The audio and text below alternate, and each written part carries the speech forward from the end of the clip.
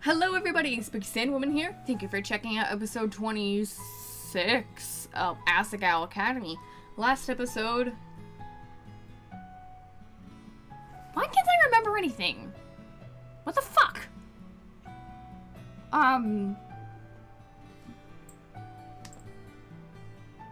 Last episode we had a really embarrassing dream with Gerard in Youngtown. And, and then Gerard asked us on a date. There we go. That was it. And today we're gonna go on said date. Saturday morning took its slow time coming, but when it finally did, I was ready. Mai was by my side, the one-woman equivalent of a team of stylists. She did my makeup for me, made sure my hair was extra silky, dabbed... Oh no. The curse word! Dabbed just the right amount of perfume on my neck. And of course, she helped me pick out the cutest outfit and the one I felt the most comfortable in. When I was all ready, it was just a matter of waiting. My baby Hana is all grown up. I'm so proud of you, honey. She pinched my cheek and I swatted her hand away. Stop that. It was only a few weeks ago we talked about dating boys and you acted like it was an impossibility. Now look where we are. Hana's got herself a B-O-Y-F. Stop! I do not! My cell phone vibrated on my desk and I snatched up immediately. As expected, it was from Gerard. Was he waiting outside? My heart pounding, I opened it up. Oh, Hana, I can't make it today. I'm really, really sorry. I'll definitely find a way to make it up to you. Oh. Is it him? I showed her the message and her face fell as quickly as mine had. Oh. The hell? What the hell? Couldn't he have told you sooner than this? We wouldn't have wasted all that time. Mai caught the look on my face and stuttered, backtracking. I'm sure he wants a rain check. It's not like Gerard to do something like this. Yeah, it's not. He must have really not wanted to go with me. That's not what I meant, Hana. An odd, rather rhythmic knock tapped itself against our door. Mai shot me a look. Well, if that's not Gerard, who is it? With a shrug, I went to the door, trying not to let my hope show on my face. Maybe it was a prank, or he changed his mind, or it was just Satch. Hi, Satch. Hi, Satch. Don't look so happy to see me, please. But I think I know why you're bummed. Gerard sent you his message, didn't he? What? How did you... Gerard sends me to give you his most formal and sincere apologies. But seriously, he's really sorry. He wanted the message delivered in person, but I guess he got paranoid the wait would get your hopes up too high. But why can't he come? Well... That I don't know. Gerard's been acting strange lately. I know him almost better than anyone, and he's definitely going through something. But he's not the type to want to unload on others, so I'm keeping my distance. Out of respect. If he wants my help, he will ask. Gerard is that kind of person. Thanks for the warning. Satch chuckled, patting me gently on the head. No. I knew you were a smarty. Ah. A good candy. Anyway, I'll be going. You look really nice today, by the way. Thank you. Thank you. It was all for Gerard, but who cares now? I guess I'll just be going in my PJs. And you're to my Sprite Zero.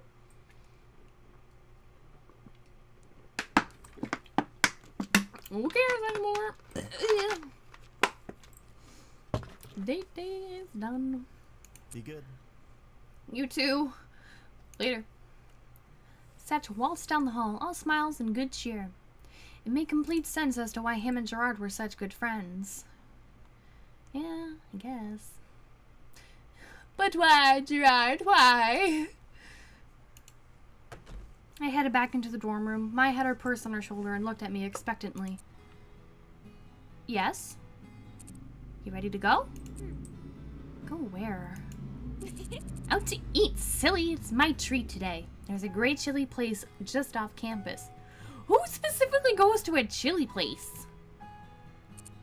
Thanks, Mai. Are there actual chili places in... I almost said China. What the fuck? Japan.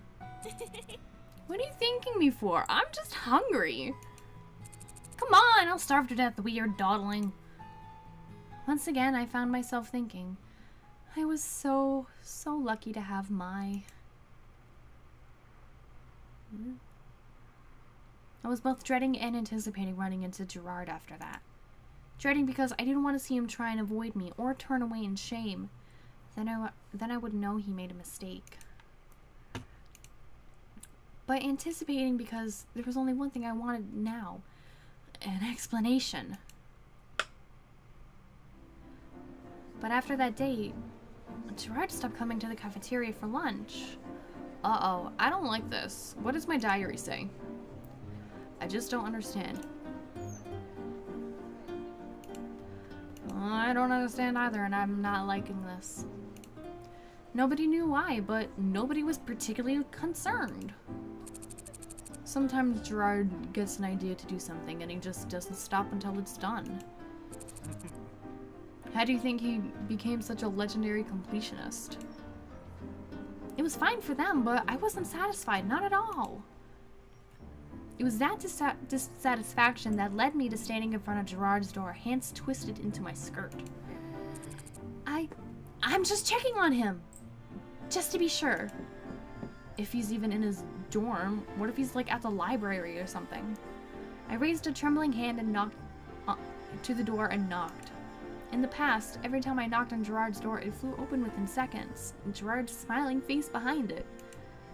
This time, it didn't open. Gerard? I knocked again. Was he really not here? Or where else would he be? But this time I heard a rustling behind his door. Hana! Hana? Is that you? Yeah. What's up? What's up? Are you okay? Can I come in? The latch turned and the door slowly creaked open about an inch and a half. Gerard peeked through the crack, apparently trying to block as much of the room inside as he possibly could. I would love for you to, Hana, really, I would, but I'm, busy. Busy? Is that why you haven't been around lately? I've been worried about you. Yes? He glanced into his room, then pulled the door a bit closer to him. I've just got this huge school project due soon, like, so huge, like, you don't even know how huge. It's, like, crazy, man. I nodded slowly. Yeah. Crazy. Yeah, you get it, like, so big, like, oh man, this is just so big, it's, like, crazy big, jeez, so much, you know? So, I really can't afford to take time away from it. He glanced into his room again, pulling the door even closer to him. At this point, I could just barely make out his eye. He was clearly lying, but even so, he genuinely didn't seem to want me there. I thought about Satch's roundabout warning. Maybe this is what he was talking about?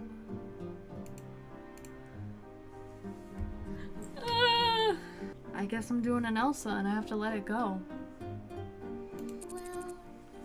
Well, okay. I'll let you get back to it then. You're the best. Really? Sweet. Thank you, Hana. I knew you'd understand. I mean, I don't. I smiled half-heartedly. See you later. Good luck. Thanks. Thanks. See you around. Maybe? Oh my god, did I screw things up? I'm so nervous. That's what he said, but I did not see him around. Oh my god, I'm so scared. I fucked it up, didn't I? I fucked something up! Weeks rolled by and suddenly the tournament was just a week away. I practiced my butt off and was ready for it, but even then my mind kept straying to Gerard. Oh, I fucked up. What was he doing? Why was he avoiding me?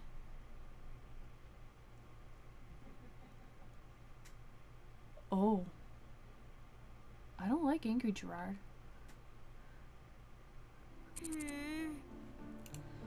Oh no.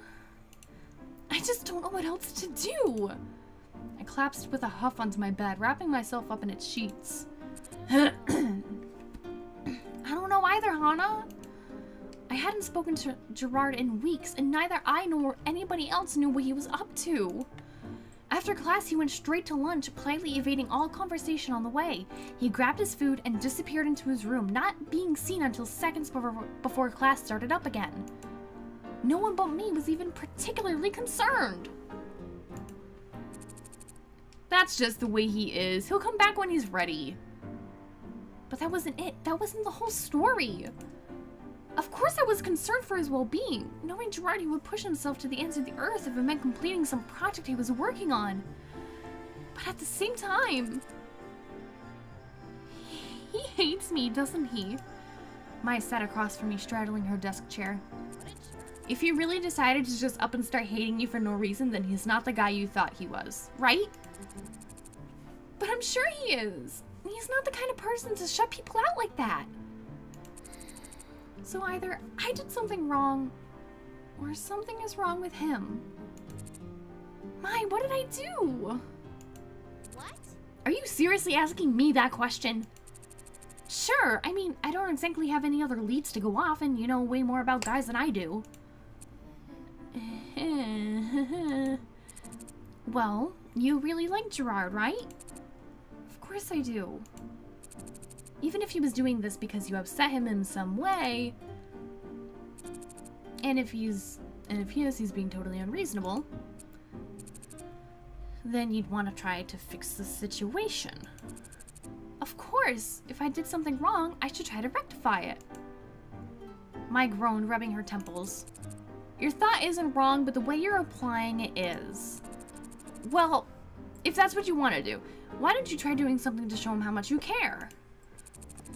You always talk about how Gerard's been doing all this stuff for you, so maybe you should do something for him. He'll understand. It's possible he felt like you were just taking advantage of his kindness. But what the fuck can I do? What, should I just send a letter to his dorm and be like, hey, appreciate you. Also like you. If that's any consolation. Do you think? That couldn't be true. There was no way. Gerard was excruciatingly kind to me. So kind it made me uncomfortable at times. But I never asked him to be that way. I always tried to let him know I appreciated it. I was even trying to get Princess Pumpernickel for him. Unsuccessfully. What did it matter that I was trying to get the figure if there were no actual results? It wasn't the trying that mattered. If I could only find a way to get Princess Pumpernickel for him, he'd definitely understand how I feel. Do you think? But you've already tried, haven't you? Gerard has half the country on lockdown. If he can't do it, how are you going to? I don't know. But I have to try. I have to do something to show Gerard how I truly feel about him. If, after all that, he still wants nothing to do with me and he still wants to avoid me, then there's nothing I can do. The question was, how was I going to do it? On my way out of the cafeteria the next day, I was tapped on the shoulder. Hi. Jimmy, what's up? Is everything okay? Jimmy shifted his weight, almost as if he were dancing. After a second, he returned my gaze. Yeah, everything's fine. Walid wants to see you for a second. Do you have time to meet up with him? Who the fuck is Walid? Class is about to start.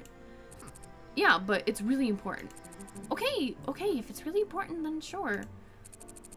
He's waiting for you in front of the club room. Okay. I hesitated. Something about this didn't feel right. You know what I do when something doesn't feel right? I check my diary. If I could just get that figure. Are you sure? You're gonna run out of time. Right, sorry. Following Jimmy's advice, I went straight to Poppy Hall, questions swirling in my mind. Jimmy seemed like he was something more than just sad. What was going on that he felt so bad? I turned into Poppy and down the hallway that led to both the normal boots and the hidden block club rooms. I have no idea who you are. Wallet was waiting for me in front of the hidden block room, one arm hidden behind his back. Hello. Wallet? What's up? Hana! Hana, you came. I did. Can I help you? I'm so glad. I was worried you wouldn't show. Okay. But what's going on? Jimmy said you had something really important to talk to me with. Oh, right. Well, it is really important. It's this. While it slid out his arm from behind his back, I gasped. In his hand was a crisp, mint-condition IBK box. And inside the box... Princess Pumpernickel! How the fuck did you get that? She was a beautiful chocolate brown kitty, long curls of amethyst hair cascaded down her head, a small silver crown with what looked like actual garnets encrusted in it. Oh, no shit. She smiled an almost Cheshire grin as if she knew exactly how much she was worth. How did you... There's no time. I know you've been wanting to help Gerard find this, and here it is. You've been worried about Gerard, haven't you? Well, did you get me this just so I could help cheer up Gerard? You're so sweet. He wants something in return. Of course, he's not gonna fucking give it to me. There's garnets on it. Are you nuts? Garnuts? Wallet shook his head roughly, his jaw clenching. Oh. I want you to drop out of the tournament. What? Oh no. You what? I will give you this if you drop out of the tournament. Wallet's gaze dropped to the floor. No longer... Oh my god, I can't fucking... No longer able to maintain eye contact with me. Suddenly, Jimmy's suspicious behavior clicked into place. You're... blackmailing me? Look, Gerard is probably never going to see this figure unless you give it to him. If you don't take it back, I'm selling it for a profit. I didn't have to buy this stupid thing. Questions of how Wallet managed to afford it rose on my lips, but then died like a flame. His family could probably afford anything. This is a mutually beneficial agreement. You get what you want, I get what I want, everyone's happy in the end. But you have to drop out.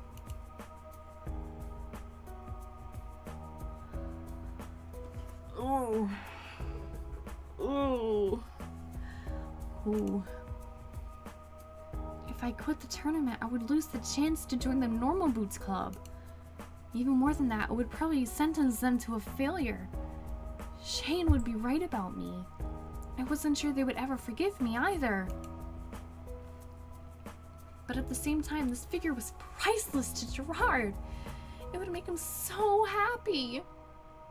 It was probably the only way I could show him how I felt. Even if only once.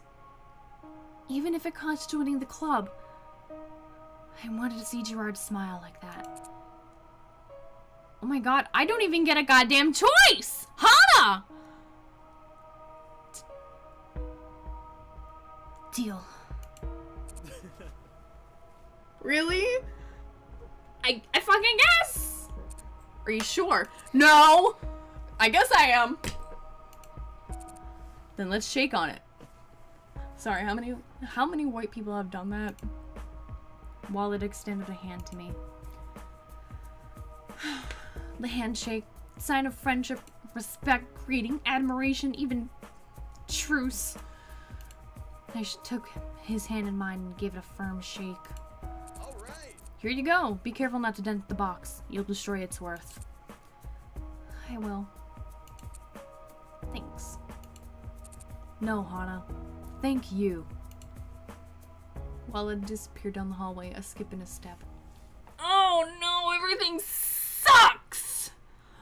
Oh, fart nuggets! Oh, this is the worst! This is the fucking worst! Oh. I have to end this episode off here. I need a break. Thank you guys so much for watching. If you enjoyed, go ahead and leave a like and subscribe. Share with your friends if you like this random Wallet person being an asshole. Bye.